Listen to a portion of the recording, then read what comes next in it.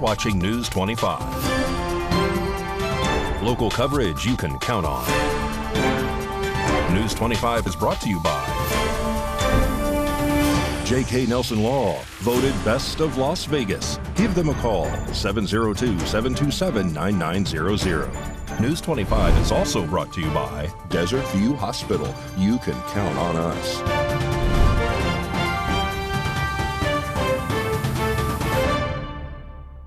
Good evening. It's Monday, November 13th, 2023. I'm Missy Kohler. Welcome to News 25.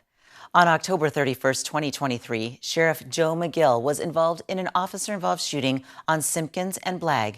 News 25 spoke to the sheriff for an update. Hi, this is Sheriff Joe McGill.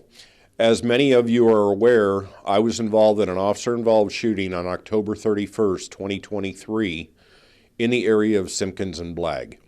There has been conversation and rumors going around town and questions about why I am back to work as quickly as I am.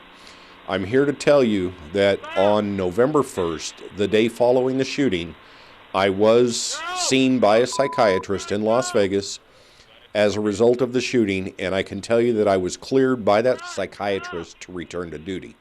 My role in this agency is much different than your average first responder deputy. I am not on the front line on a regular basis on a daily occurrence. I am here and I'm back to work because I have an agency to run. That is difficult to do by telephone and from home, and so that is the reason why I am here. I am good, and I am doing my job. That's all there is to it. Thank you.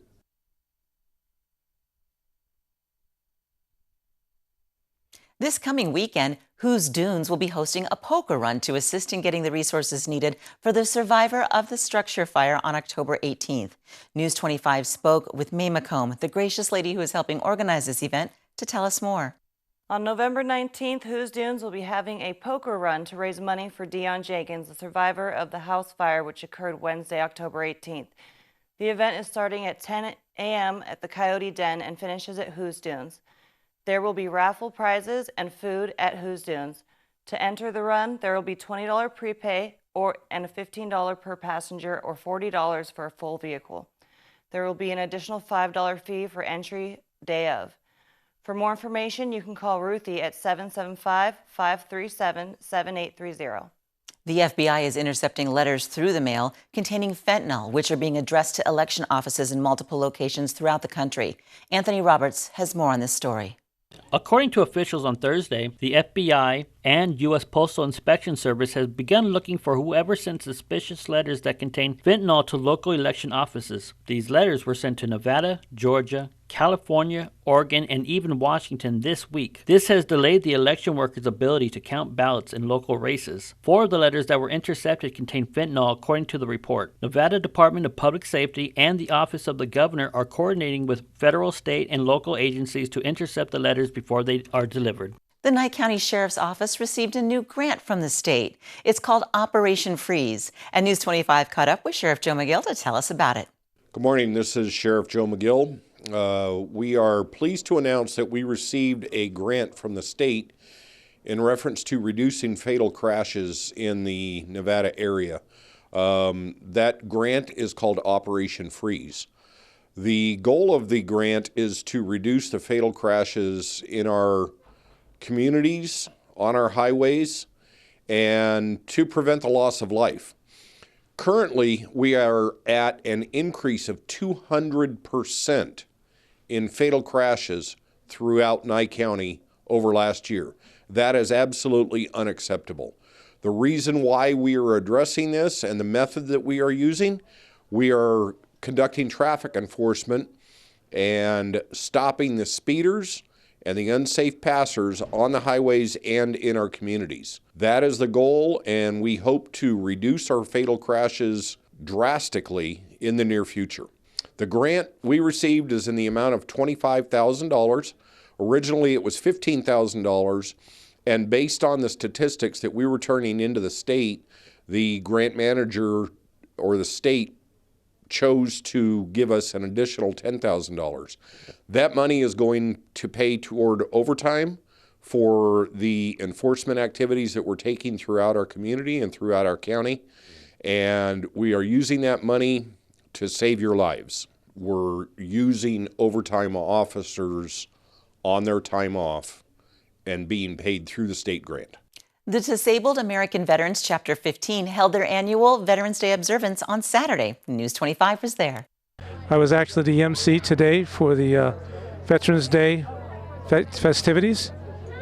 It was a great day. The weather was perfect.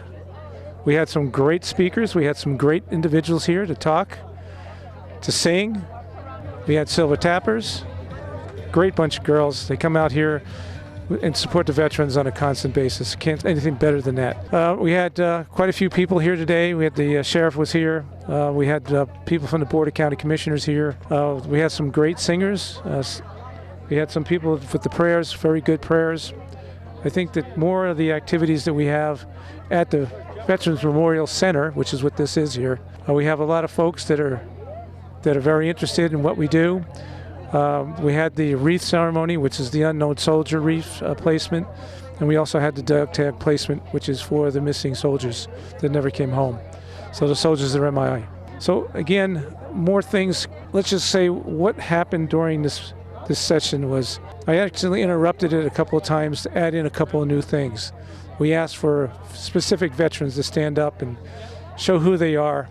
You know, we had the Marines, we had the Air Force, we had the Army, the Navy, and even the Coast Guard. I actually emceed once before. When the actual MC that usually does this is Colonel Waters. On a Saturday, he does not do these because he has a different agenda that he has to follow. So when this activity falls on a Saturday, I'm the lucky person who gets to do it again.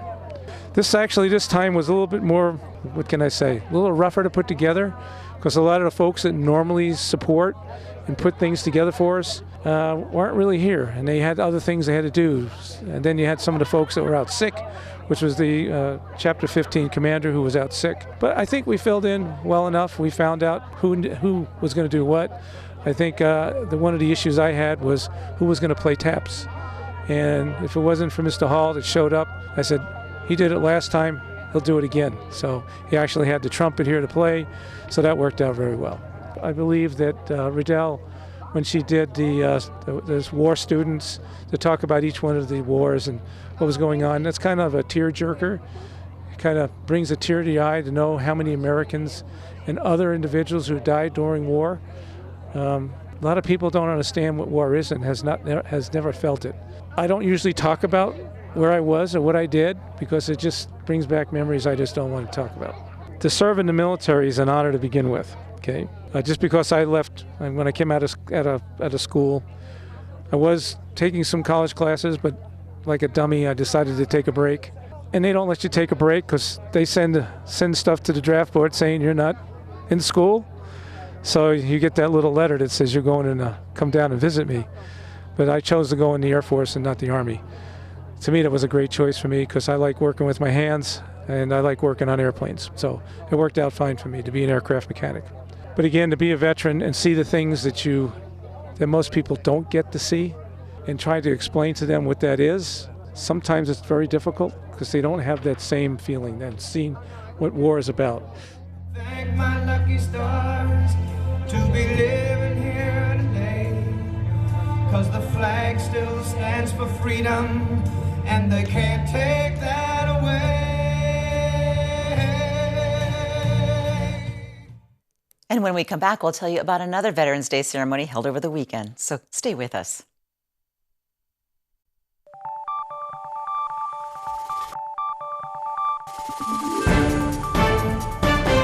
You're watching News 25. Local coverage you can count on. Welcome back to News 25. Another Veterans Day ceremony was also held late morning on Saturday, and News 25 spoke with the VFW commander, Stephen Kennard. Today we had our Veterans Day ceremony here today. We are celebrating all veterans, past and present, those who are still with us here today and those who have passed away. It's a day of actual celebration and actual honor and actually thanking all veterans. The ceremony today was great weather, large crowd. It was completely incredible. Shelley Porillo founded Living Free Health, Cafe, and soon-to-be gym to help those with addiction get the help that they need. Living Free Health hosted a fundraiser to raise money to provide treatment, transitional housing, and recovery programs. This is our second Art for Recovery fundraiser dinner auction.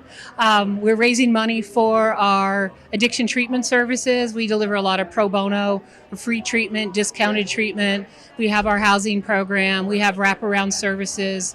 We have our workforce development, which is Living Free Cafe, and soon to be opening the Living Free Gym. The artists are, almost all of the artists are from the Parum Valley Arts Council. They've all generously donated their art, and we have a couple of other artists who've also donated art. In addition to that, we've had a number of sponsors who've been very generous with things like Golden Knights tickets, Parum Valley Garage Door, Second Amendment. We've had a number of table sponsors for different events, Bolton Vineyards. So we're doing really well. We have a lot of very broad-based support. I think people understand and recognize the problem of addiction.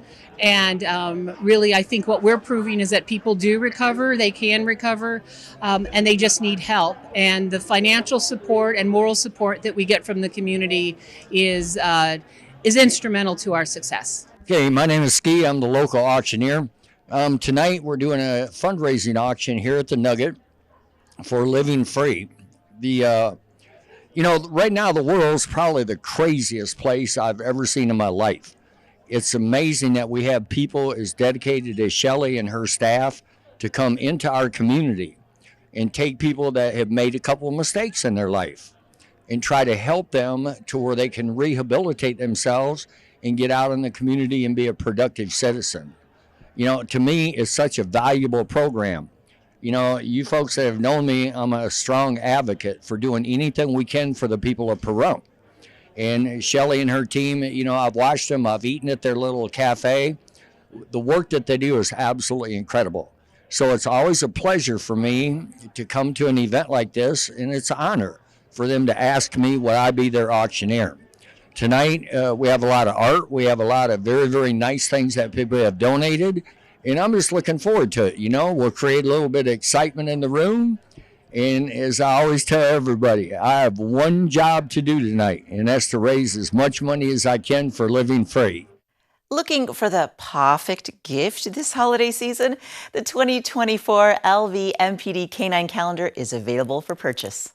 The 2024 LVMPD Canine Calendar from the Las Vegas Metropolitan Police Department Foundation is out now. The beloved four-legged heroes of Metro, along with their officer handlers, are featured for the first time in action at the new LVMPD William R.H. Fortier Canine Operations Center. LVMPD has one of the oldest continuously operating canine units in the United States, beginning with the City of Las Vegas Police Department in 1961. The Las Vegas Metropolitan Police Department's canine section includes 15 police officers, 3 sergeants, and 17 working police dogs. The police dog of today is like its human counterpart, professional and highly trained. LVMPD canines are experts in various skills from narcotics and explosive detection to suspect location and apprehension. Though the public may see these magnificent animals at community demonstrations, they are first and foremost a tool to save lives. For more information, visit the store at lvpdfoundation.org. With Thanksgiving around the corner, so is the Parum InterTribal Social Powwow. With Thanksgiving around the corner, it's almost time for the Parum InterTribal Social Powwow. Hosted annually the weekend before Thanksgiving, the 24th Parum Social Powwow will take over Petrack Park from Friday to Sunday, November 17th through the 19th, and the theme for 2023 is Celebration of Youth. Tribal members from around the country will be making their way to the valley to share their customs of their long-lived heritage, including 2 groups who will be in the heartbeat of the event, the drums. The northern drum is Bear Springs, coming in from California, and the southern drum is Southern Soul, coming from Arizona. The drums won't arrive until Saturday, November 18th. The Saturday of the event is always the busiest day, and the schedule is packed full of music, contests, and dancing. For more information, visit Powwow.com. Sports and weather is up next, so stay with us.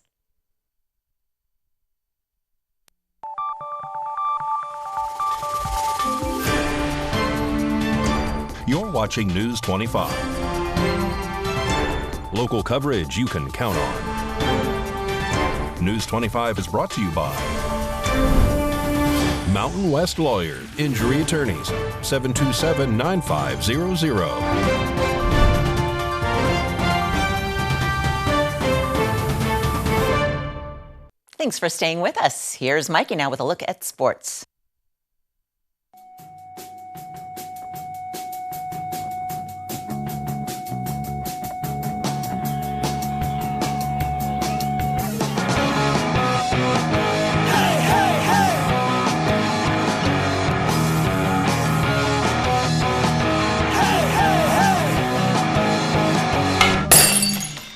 Time now for your News 25 look at sports. Vegas Golden Knights in action on Friday against the San Jose Sharks. Alex Pietrangelo with the wraparound. An early 1-0 lead. Alec Martinez with a bomb. Makes it 2-0. On to the third period. Sharks on a power play. No problem. Eichel to Carlson with the shorty. Martinez with his second goal of the game makes it 4-0. And Howden puts the nail in the coffin, 5-0. Golden Knights went to the White House today to celebrate their 2023 Stanley Cup Championship. They play the Washington Capitals tomorrow evening. The Raiders welcome the New York Jets to Allegiant Stadium on Sunday. Jets with the 47-yard field goal, 3-0. Daniel Carlson. 40-yard attempt. We have a tie game. 53-yard attempt for the Jets, and it's good. Jets with another 30-yarder, 9-3. Daniel Carlson with the 54-yard attempt, and it's good, 9-6. The 40-yarder makes it 9-9. And here's Mayer with the touchdown. Raiders go on to win 16-12. They play the Dolphins this Sunday in Miami. And congratulations to the Lady Trojans soccer. They are your state champions. They won over the weekend. And that's your look at sports on News 25. And Mikey is back to tell us about a classic country Thanksgiving that is airing on 103.1 Ace Country Radio. Gobble, gobble. Join me Thanksgiving Day at 2 p.m. for a classic country Thanksgiving. I'll be playing all your favorites. Plus, I'll be reading your emails about what you're most thankful for. Whether you're thankful for your family, time to relax, or getting stuffed, email me your letters to mikpvmtv@gmail.com. And I'll read your letter on the air. It's a classic country Thanksgiving at 2 p.m. and again on Black Friday at noon on Ace Country Radio and KPVM.TV 25.8. News 25 WeatherCam is brought to you by Lerner and Rowe Injury Attorney's Office in Parum. In a wreck, need a check? Call 702-877-1500. A look outside at the Lerner and Rowe WeatherCam. Oh boy, they are out. Look at that guy. Looks like he's got places to go and things to do. John's got the weather forecast coming up for us, so stick around.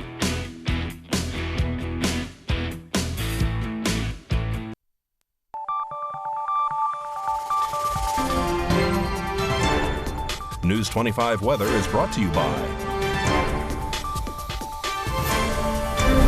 Dairy Council of Nevada. Undeniably delicious, undeniably dairy. Enjoy what's real.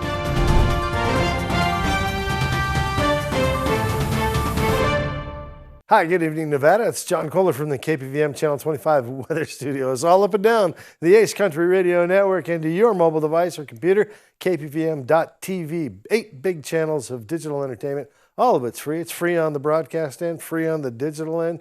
Get some. It's free. Fernley, 65 degrees, 66 out there in Fallon. And Carson City saw 65. They made a little weather sandwich up there up north. Sweet. Tonopah so off in the cool spot, 57 degrees. Didn't quite get there today. Look at you, Goldfield, 56 degrees. Woo! I'd have confetti, but it makes a big mess in the studio. Out in Beatty at 67. Amargosa hitting 73 degrees, and then we called that the hot spot. Congratulations. In Las Vegas at 67, positively room temperature, and maybe even might need a sweater on there. Death Valley, 73. Call it Pleasant Valley, my goodness. And here in the Paradise Brump, let's take a look. Current temperature, 65 degrees, and I liked it earlier when it was 74. Mostly sunny today, some clouds up in the skies. A little bit of wind, not too much, 6 miles per hour out of the southeast. The sun rose this morning majestically at 6:18. Set this evening at 4:37, and we'll miss it as it goes down to a low tonight of 47 degrees. But it'll be back tomorrow, pretty much bright and early. Check around sunrise. That's when you'll see it. The rest of the week, how are we setting up? Well, we got a sunshine. We got like a smorgasbord. Sunshine and low winds, 69 degrees tomorrow, and then Wednesday we pick up some clouds, a little bit of cloud action. Temperatures sticking around the low 70s for the next 3-4 days, but come about Friday and Saturday, we're going to see some rain added into the mix. Looks like the sunshine returns on Sunday and Monday, but it brings it from the wind, and the temperatures drop down to 65 degrees. So it's a little choppy this week, but that's fall. It's here in Nevada. We're loving it. All right, back to the desk. Here's Missy Kohler. Thanks, John. Well, that'll wrap things up for us here at News 25 tonight. Thank you so much for watching. I'm Missy Kohler. Have a great night.